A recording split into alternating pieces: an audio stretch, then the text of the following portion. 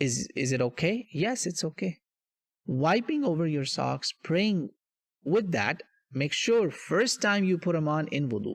In fact, shoes also applies the same thing. As long as there's nothing haram, filthy, like, stool or feces or something underneath that. As long as there's nothing like that, you could wipe over your shoes also and pray in your cubicle at the office. You don't have to literally lift up your leg in the office sink or astaghfirullah in the office kitchen or kitchenette or bathroom. Oh no, you don't have to do that.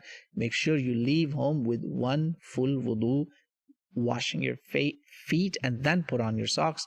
5 prayers, you're good to go. 5 prayers.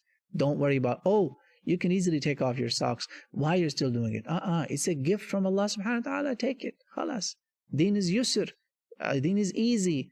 Rasulullah said, Utitu bil hanifiyyati samiha. Hadith sahih.